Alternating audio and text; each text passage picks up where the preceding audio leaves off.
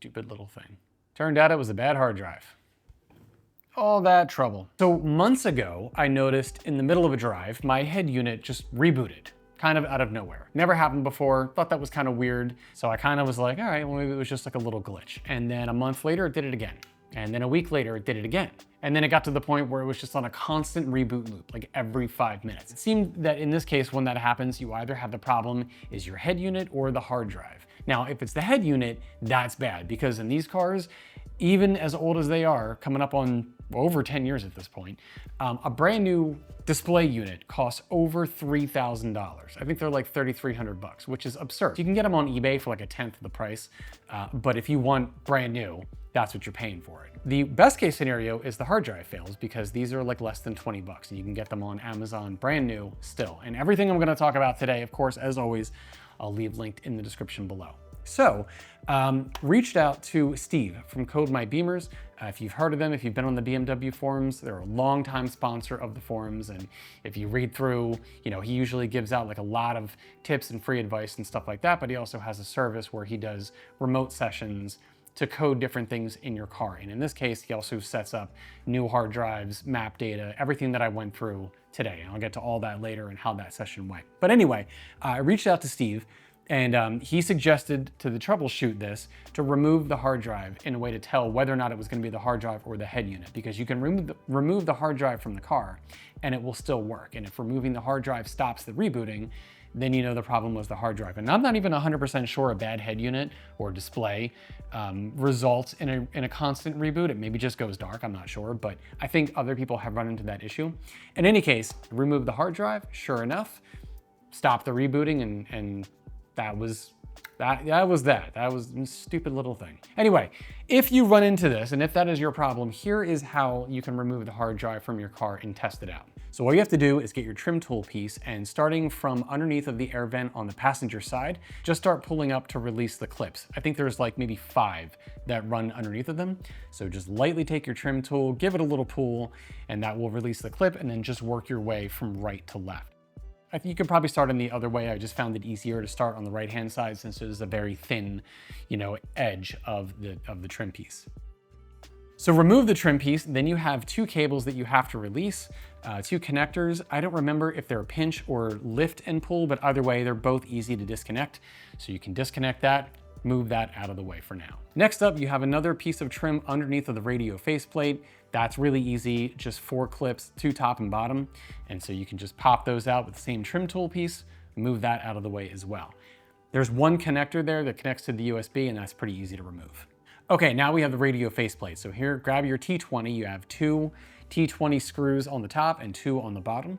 So undo those, get those out of the way. Now removing the faceplate, here's the thing. There is a connector, like a cable that hooks into the faceplate. I couldn't remove this. I struggled with it a little bit, and after a couple of minutes, I realized that there was enough cable slack to where I really didn't need to disconnect the radio faceplate. I wrapped it in a microfiber towel so as not to scratch it, and then just let it rest in the open glove compartment. Okay, now you have 2 more T20s to remove the actual radio main unit. So this is where your hard drive is, where your CD player is, all that stuff. So remove those T20s. And again, this radio unit has a ton of connections in the back, and you don't have to remove any of them. You have enough cable slack in order to pull it out. And again, I just took a microfiber towel, laid it down on the bottom so I could pull it out and let it rest there. And that's all you need in order to be able to get to the hard drive. Okay, so next up, grab your T8, and you have 4 screws to remove the plastic cover, and heads up, the 2 in the back are longer than the 2 in the front, so just make sure you know which ones go where.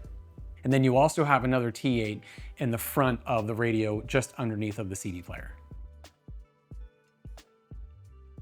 So once those are out of the way, you can just lift the CD player straight up, and now you have access to the hard drive. So holding this in place is another set of 4 T8s, so just remove those.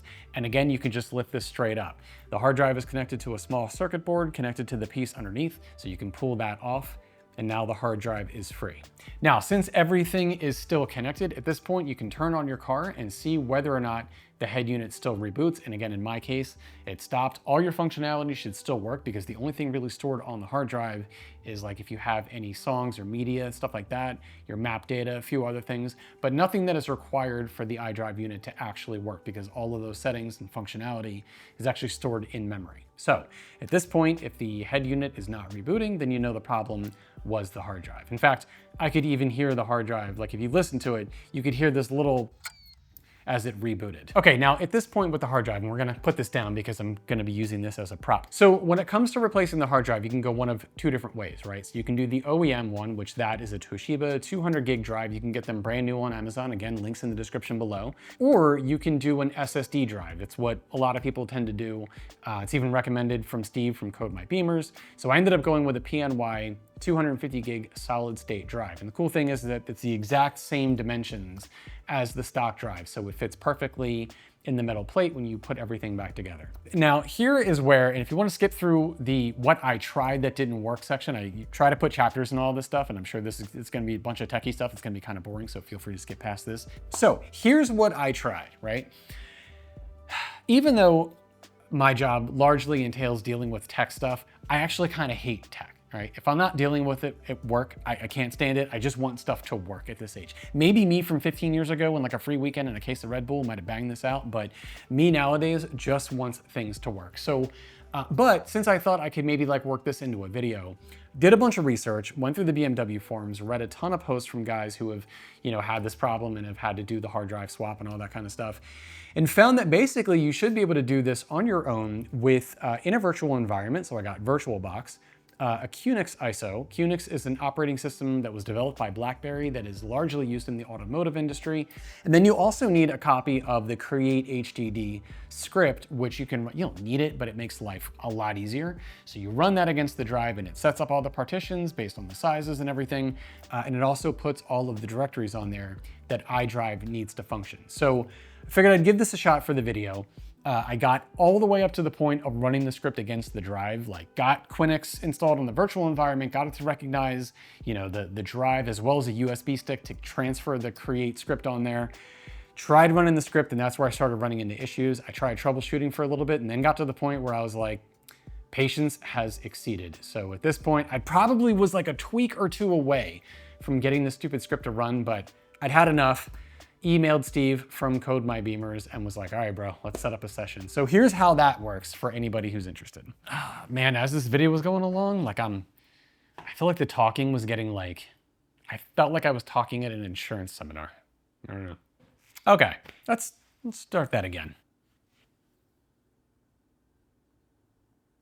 So you go to the website, specify what service you want. There's a whole bunch of different coding services they offer. In my case, it was just a hard drive partition and a map data install. So I specified that, you pay for it, and then shortly after, you'll get a link in order to be able to set up the time and the date that you want to do your session. So you pick your time and the date, and then shortly after that, you get an email with the pre-setup instructions for your session. So you get a link to download and install TeamViewer, which is the software that they use to remote into your laptop, as well as whatever else that you're gonna need prior to your session. You'll also need to make sure that you have an OBDII cable for your car to your laptop. I've had one that I've had for years. I used it for the CarPlay install. If you saw that video, I used it for boot mode and a couple of other things. But in any case, as always, link in the description. Now the last thing I had to do before the session was to put everything back together, right? So I kind of thought that the hard drive needed to be attached to the laptop in order to do all the formatting, but apparently it could be done, everything already installed back into the car with the OBDII cable, which I thought was kind of cool. Putting everything back together is everything that we did before, just in reverse. When it comes to reinstalling the trim piece, I found it best to work from the bottom and snap up. So you kind of line up all of your clips along the bottom, get those kind of in place, and then sort of push in towards the top, and then that snaps everything back in.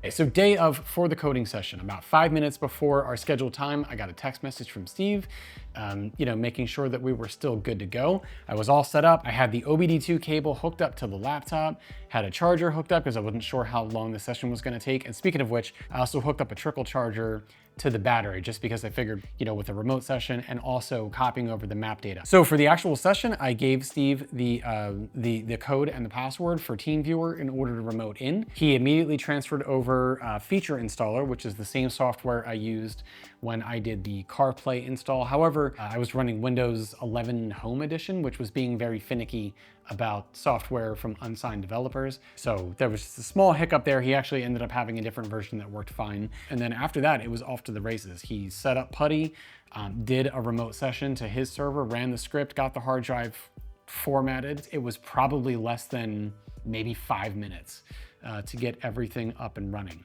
After that, he called and wanted to confirm that I had the USB stick in the center console, initiated the map transfer, and just wanted to verify that the data was actually transferring.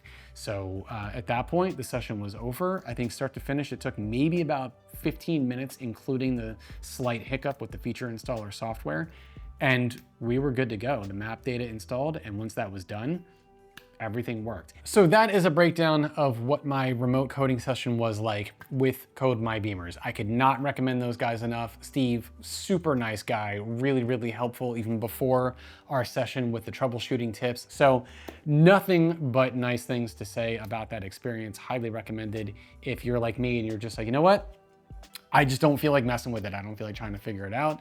And I just want it to work. So again, I will leave them linked, as well as everything else we've talked about today, linked in the description below if you want to check it out.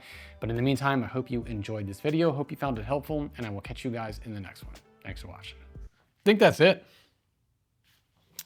To the bar. How's it take?